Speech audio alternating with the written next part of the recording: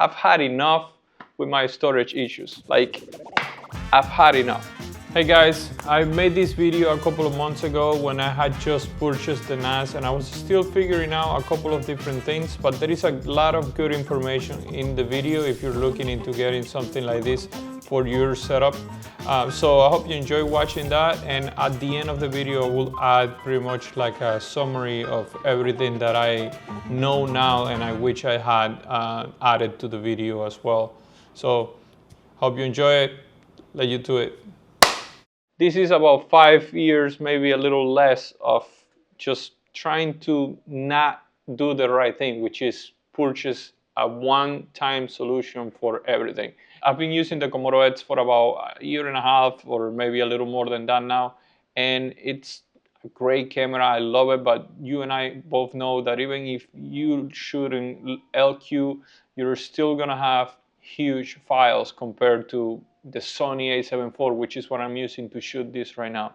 So that became into like having to delete files from, like, delete raw files. If it wasn't like a client project, I would just save it as long as I was editing. Sometimes I wouldn't even copy the files. I would just straight edit from the car, having all the client work files in one drive. Like, for example, one of these, like this right here, is an entire business worth of content, like a whole year or more worth of content in here. So I'm taking this with me to edit everywhere I go, and like a coffee shop or whatever, and also to edit here. So if I were to lose this right here, I'm losing every single project that I ever shot for this client. It's not a problem until you think of like the things that could go wrong, and you always think that it's not going to happen to you. Well, recently I came back from a 3-day trip in a different state, Oklahoma. Just if you've seen any of my previous videos, we're in Florida. Oklahoma is a pretty long trip. It's a whole day, and I took some drives with me because I needed to do some editing in the downtime. Well, I lost the drive in my way back, probably in the plane. Last time I remember seeing it was I was in the plane, sitting in my seat, getting it done. The plane was gonna land or take off, one or the other, and I put the drive away. I put it in my backpack right in front of me, and yeah, that's it. That was the last time I saw it. So I think it's been long enough. I'm overdue for this, and I just wanted to share with you guys what my decision-making process was like. And if you're in a situation like me, you probably want to go and look into some of these options that these brands have, because there is a lot of different devices that you could actually get your hands into. I didn't know that there is actually two brands that are UGREEN and Unify. They're pretty much the new kid on the block when it comes to the NAS space. And UGREEN is more like trying to look exactly or a little different, but still same style of Synology. I hope I'm pronouncing the name right, but that's kind of like the OG in the industry. They've been around forever. Everybody knows them, and they are like super expensive compared to these other kits, but they are super reliable at the same time. So now the new solutions are UGREEN and Unify, which, like I say, pretty new. Unify looks more like something that Apple will have in their ecosystem. It's also kind of like Apple when it comes to the, getting you into using their systems. So like if you want to add security cameras to your house or something like that, it might be better if you have one of their devices like their NAS or whatever, because it just works everything on the same ecosystem. You look into it better than whatever I can say in this video, but that's kind of what I found out based on my research. And they have different options. So like all of them have different options. The reason why I went for this one and not the other one, which is almost the same, just about $200 less, is because this one has the connection for the 10 gigabits per second cable, which will come in handy once I can run all the wiring throughout the house to this part of the office and have that plug straight to the computer from here. In order to get those 10 gigabits of speed, and correct me if I'm wrong, you guys who are experts on this field, I needed the proper gear, not only the cable, but also my internet provider needed to be able to deliver that speed. Long history short, Xfinity, AT&T, most regular providers in my area doesn't carry that much speed. It's still high and it's still good enough, but it's not the 10 gigabits that I was hoping to get. So that is kind of like something I wish I knew. Again, the speed is really good. I can edit definitely something from the NAS.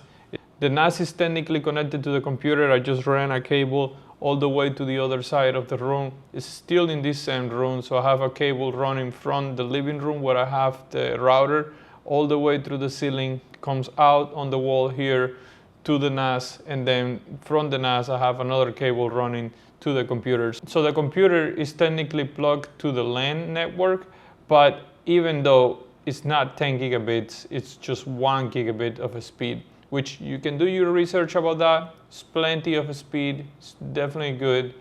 Just something that if you're thinking you're getting those 10 gigabits of a speed, make sure your provider carries it, because otherwise, even if you do all the installation with all the proper gear, that is a lot more expensive. Every single piece, every single adapter will be a lot more expensive when you go for that amount of speed.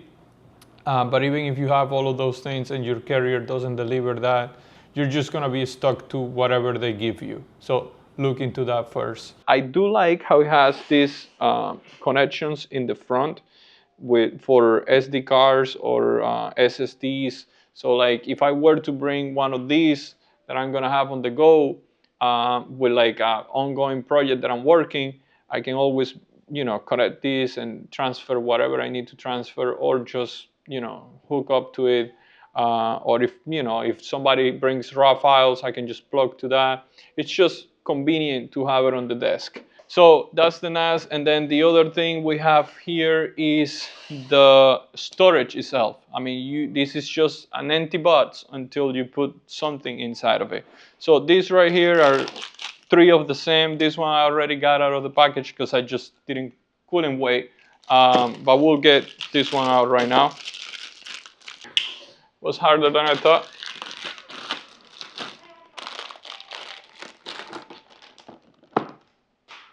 All right, so Iron Wolf Pro, 24 terabytes. Yeah, I wanted to do it right. I waited for this way longer than I should have. So I got 3 of them. The reason why I got 3 is because it's the minimum to do RAID 5.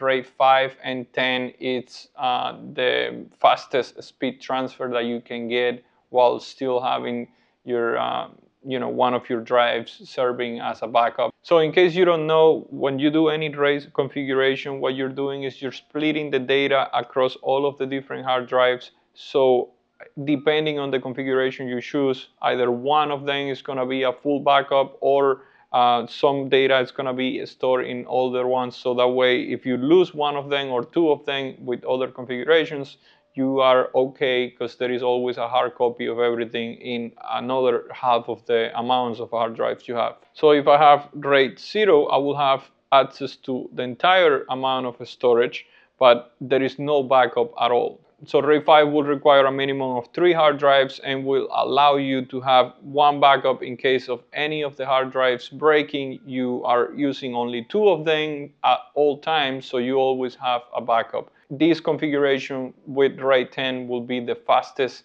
on write and read speed, so that way you can edit a little quicker than with any of the other configurations. That's when I went for that. So we have 24, 24, 24. Another big thing to keep in mind, do not make the mistake of buying, let's say, a 24 terabyte, 20 terabyte, and 8 terabyte. If you do any kind of RAID configuration, all of your hard drives will be equal. So that means that they go down to the minimum of storage on any of the other ones. So if I were to have 2 8 terabyte drives and then 1 24 terabyte drive, this 24 terabyte drive will become automatically another 8 terabyte drive. So you're losing the rest of the storage on that. Do not make that mistake. Do your research, watch as many videos as you need, and talk to any AI if you need to, because this is an important purchase and you don't want to waste all of that space. So that being said, why a NAS specifically for me? I wanted a unified storage location. By the way, these things really heavy. Okay, this is not super heavy. I would say probably like 2 of the hard drives, and it's not too big either. I mean, I think this can be on my desk for a good amount of time before I get sick of it. And then for that, I found some solutions where you can actually put it under your desk. Oh wow, this is way smaller than I thought. Yep, this, and I like the rubber feet so it doesn't slide. Oh, so it has this little rubber feet right there. Oh, we need to open that, and I'll tell you why. This is a storage. This is not working storage. This is long-term or like, backup, however you want to call it, storage. So editing off of any of these will be a pain, especially if you're doing 6K files, 4K files, you name it. So for that, they have 2 storage compartments for SSD units that you can put in here. And what those will do is they will automatically take all of the files that you're using for a specific project, like something that you're using recently, and it will be transferred from all of these here to any of the drives that you're using. If you have one drive, to that one. If you have 2 drives, to whichever one you're using for writing or reading speed. And that is something that you want to know, because just adding one drive will help, of course, and the logic is adding another one is going to help more. But the reason why is because one will be dedicated to writing, meaning rendering any files that you need to render, like encrypting anything that needs to be encrypted, exporting any videos, and then the other one is going to be dedicated to reading, which is your playback speed when you're scrolling through your timeline or anything like that. So that's why the 2 SSDs here are hugely good help if you're planning on editing off of this. Another thing is the storage on those SSDs is not a big deal. So anything like 2 terabytes, you're okay. You don't need to go for anything like a 4 terabyte one or anything like that. The only case where you will do something like that, it's if you're editing more than, like, let's say you're editing 3 projects at the same time that you need to be opening within the same day, juggling between one and the other. But those 3 projects are like red Komodo files, all of them, right? So if you're just opening like one of those or maybe 2 of those, keep in mind 2 terabytes of a space in each of the drives. Sometimes when I shoot a project like that using just the Komodo, like let's call it 1 day of production, I end up with like 600 gigabytes of space used. So if you multiply that by 2, gives you about 1200, you're okay, right? You can still edit a couple of projects like that during the day. And this is just a rough example that would probably be a little off or a lot off if you are an expert on the tech world.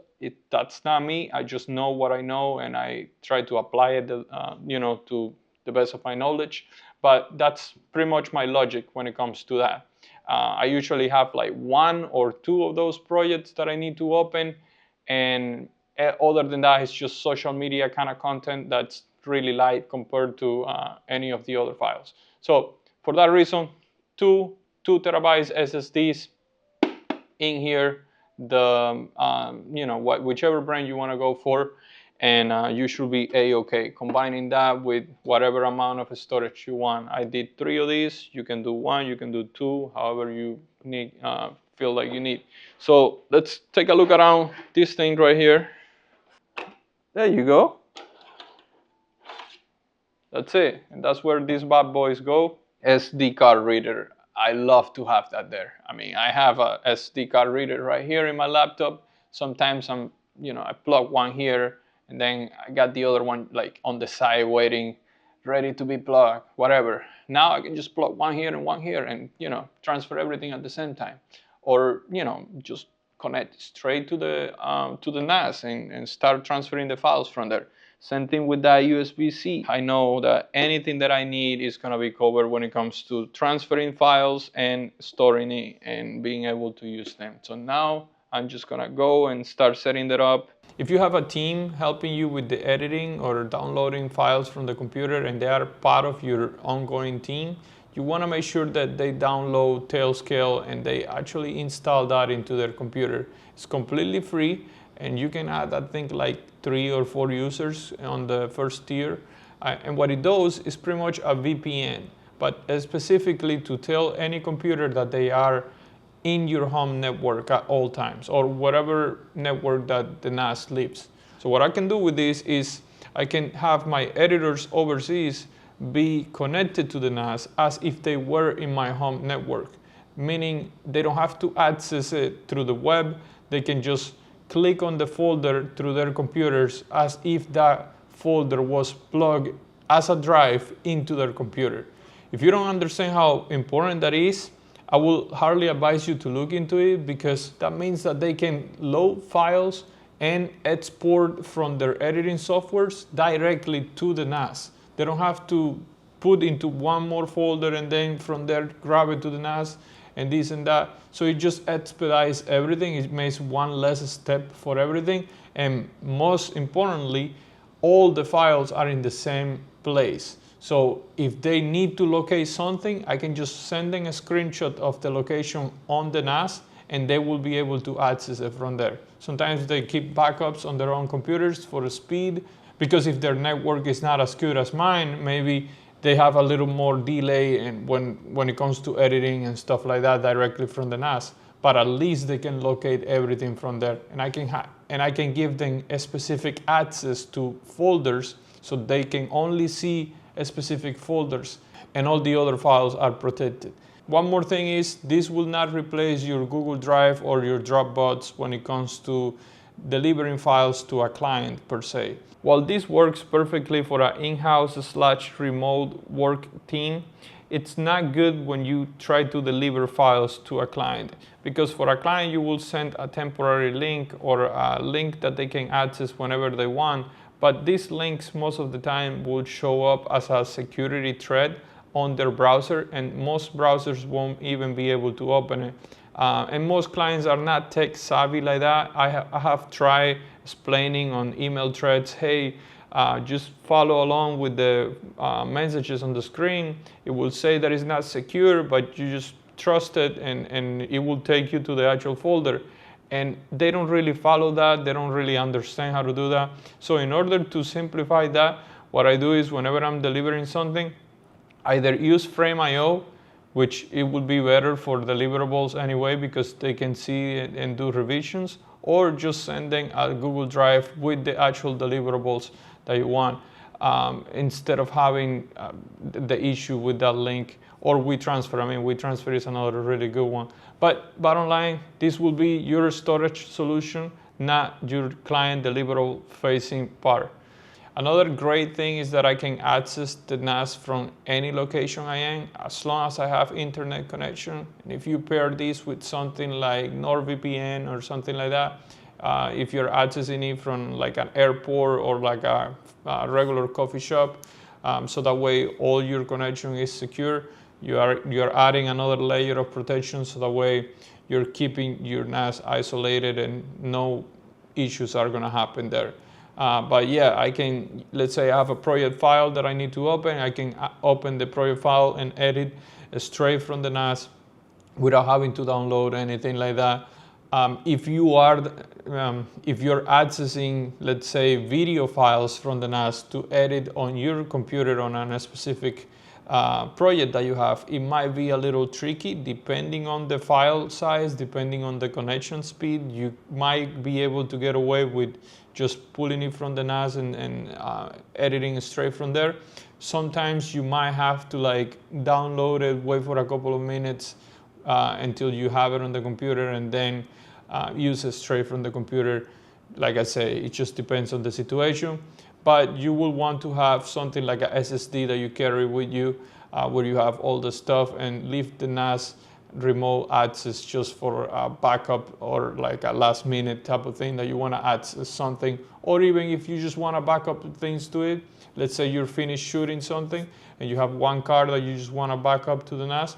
As long as you have a good stable connection over Wi-Fi, and if you have the time, meaning, I don't know, probably 30 minutes to an hour while you're waiting from one thing to the other, you can plug that in there, let the card back up, and you should be good to go.